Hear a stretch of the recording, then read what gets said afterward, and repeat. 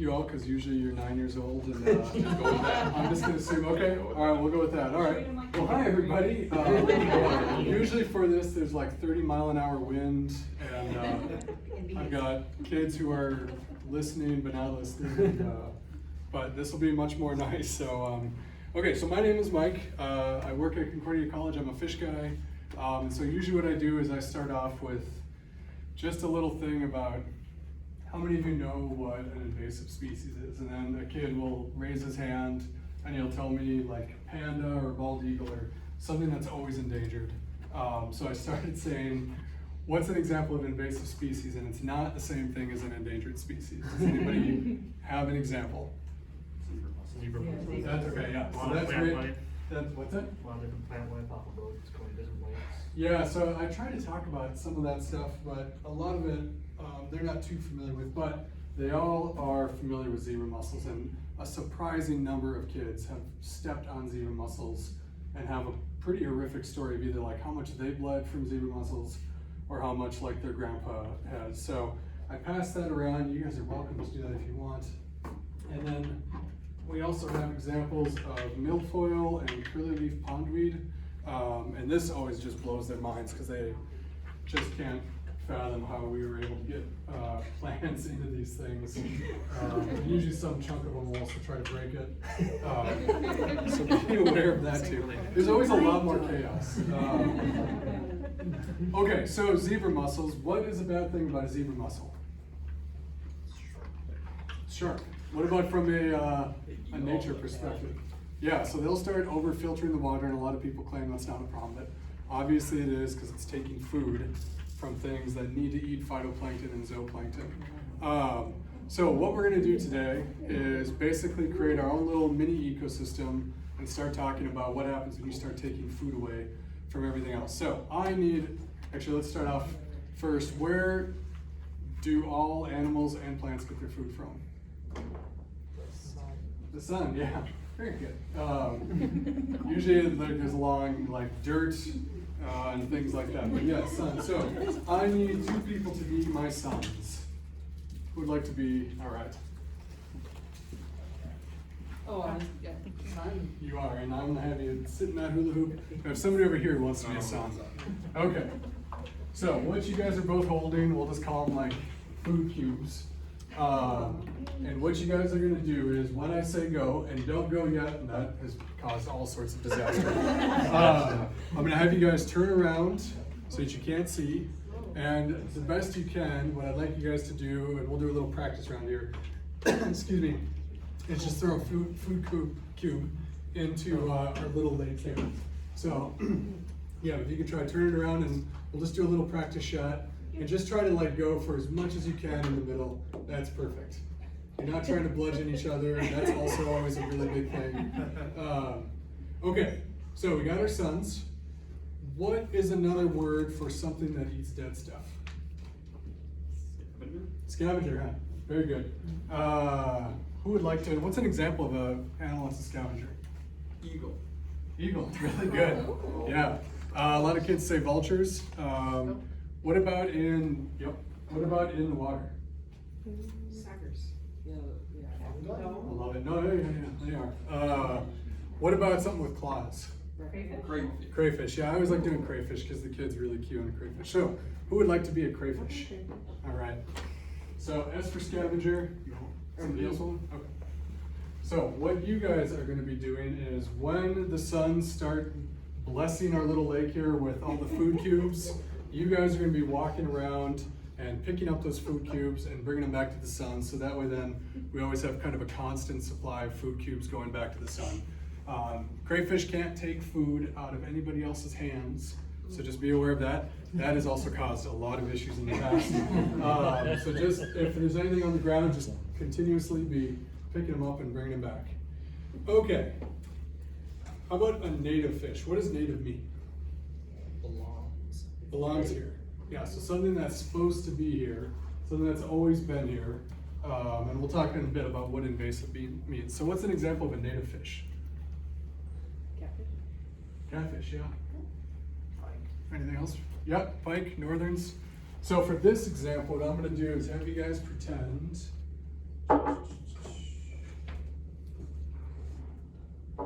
catfish. I got a little common shiner here, one of our most common fish in the red. And so I need a couple of people who are gonna pretend that they are just tiny little common shiners. So do I have any volunteers for common shiners? I'll be a common shiner. Anybody else? Okay, so when I say go, all I want you guys to do, shiners, is to go out into the water and basically just collect as much food as you can, try to hold it as best you can. The sons are gonna keep on throwing food out, scavengers are gonna keep bringing it back if they find anything, and we'll do that for like half a minute or so.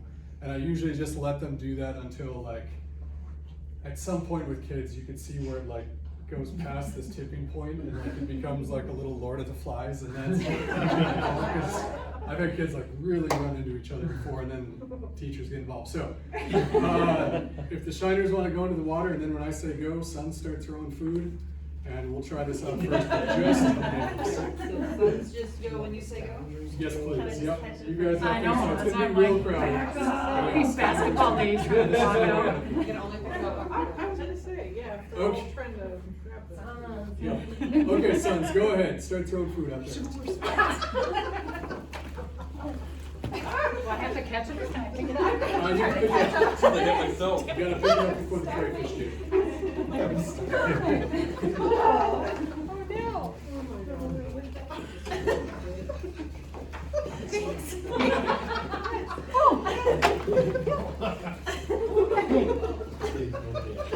Oh, nice. I found that one.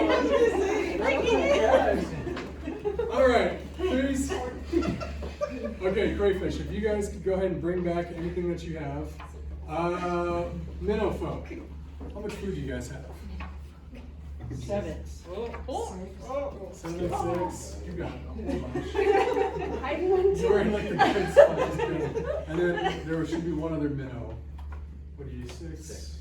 Okay, so we're somewhere in this like 7, 6, quite a bit of food, right? So if you've got enough food and you're a wild animal, is it easier to raise a family?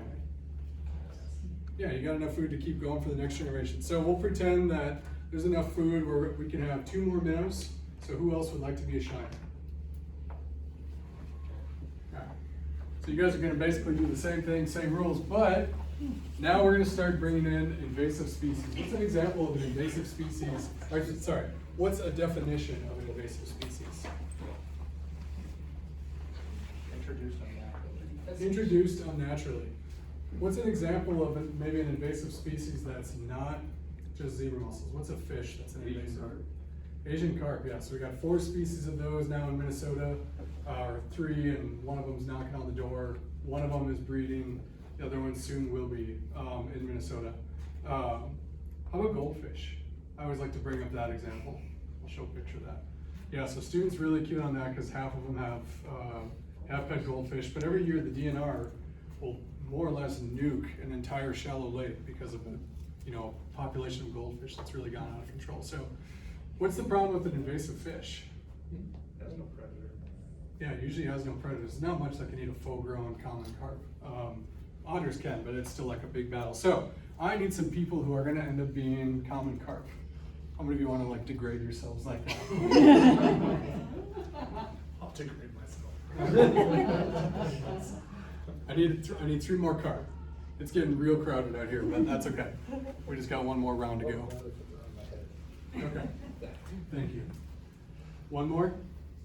That's okay, we can get away with 3 of them. Yeah, he's got something Davey in can mind. do You it. want to get something, you want to be the top. Okay, so we've got that, and then we're gonna make it even a little bit more complicated. So we've talked about carp, we got our minnows, we got crayfish. What eats minnows and smaller carp? There's a lot of things, but walleye, northern, all sorts of things. So I need 2 walleye. And all the walleye are gonna do is you guys are gonna run around the periphery. You can't go into the lake. I don't know how much space we're gonna have here, but you're gonna go around the outside of the lake, and all you're trying to do is tag the shiners specifically. Because the shiners are small enough where you can eat them. Unless carp are really small, walleye can't get them. So I need 2 people, and all you're trying to do is just tag the shiners, and shiners, those of you at the ends, if you guys get tagged, you have to go and sit down. And that, by the way, is what causes like the most arguments in this whole thing. But does anybody want to be a walleye trying to tag the people with the ends? Jack, you're up. Jack, thank you, Jack. Mike, have you ever gotten to participate in your own game? No, but I can't do something like that. I'll just select my wife instead. Okay, yeah, so you guys are working the outside. Those with the eyes and the ends, you guys are in the middle, still trying to get food from the sons who are doing the same thing. Crayfish, you guys are still bringing food back. It's gonna be much more tough. And like, please guys, really, really be careful as we're doing this. I'm not saying this so much for you guys, but like, yeah, I mean, they'll start running real fast. Do the shiners start with their cubes or do they put them back? They should all put them back, sorry about that. And then if we get We're gonna do a tagged, do we complete drop the reset. food? What's that? If we get tagged, do we drop If you get tagged, just drop your food, you're completely out of the game. Watch the scout. Your genes have ended and that's the end of your life. Tell me where you're gonna stand. And is there a rhythm that the sun should be coming in? Should we do it fast or slow or just? So however much chaos you want to create. Yeah, I have had people do that before, and that is chaos. But yeah, our team's I didn't know there was a rhythm of it. Okay. Keep them guessing is my biggest thing. Alright. You guys ready? Yep. All right, let's go ahead and give us another minute. Thanks. I can't see it. You are supposed to also be collecting food.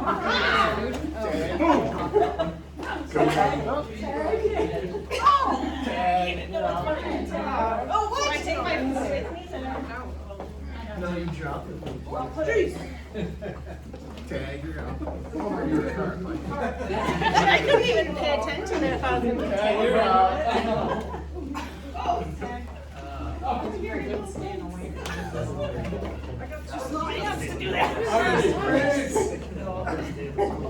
Okay. How many minnows are left alive? They all got Zero. tagged. All right. How many? How are the carp doing now for food? What do you guys got? Seven. All right. So more or less, you guys just replaced the minnows in this environment, which is really interesting. So this is where we do a whole thing. Like then you're starting to take away food from native species. What happens to walleyes though in this case? Like what will end up happening to the walleye? They don't have food, yeah, so then they're gonna starve. So this isn't just a matter of like, okay, those minnows aren't here anymore and now there's carp, like why do I really care? Once you start talking about how there's not walleye anymore or something like that, that's when kids get really, they get really interested. Because they all have walleye stories in northerns or something like that. So yeah, at this point we can go ahead and bring the cubes back to the trays and then we can set those down. Thank you for all my noble volunteers. Usually what we'll do is we'll do that over 3 iterations. So we'll do the 3rd round last with, that's when we add walleye, but I thought I'd add them into this one.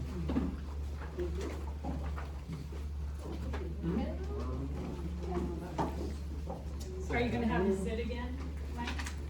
Yeah, as long as I can have 2 people stand up and help me do this part. I can hold it. Thank you.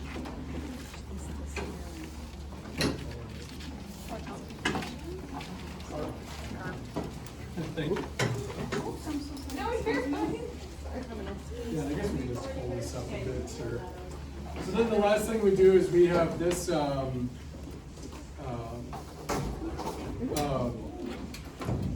we have this nice graphic. How many different fish species do you guys see? I don't actually know the number, but kids will just start throwing numbers. 11. It's a bunch, right? 20. 12. Yeah, so how does the water look? Pretty. Pretty, blue. How about stuff on the bottom? Is there just fish in here? No, we got all sorts of life. There's mussels, there's some newts in there, there's tadpoles, there's adult frogs, all sorts of things. Then what happens if you start, let's see here, on the top. Start adding invasive species, and then what you end up with is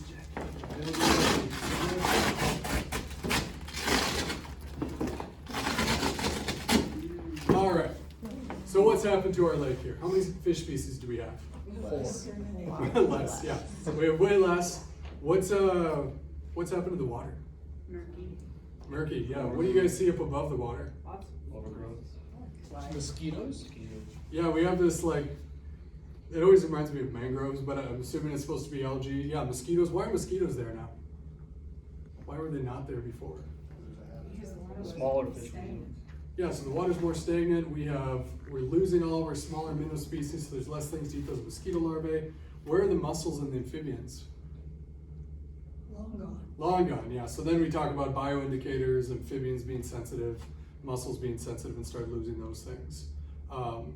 Yeah, and that's pretty much how we end. And then depending on how much time we have left, I'll hand out those lucite plants, and then I've got some other native fish species that these things I usually don't let students touch. They just have to come up and kind of form a queue and look at them, mostly because it's in glass. But yeah, that's how we do this. Thank you. Yeah.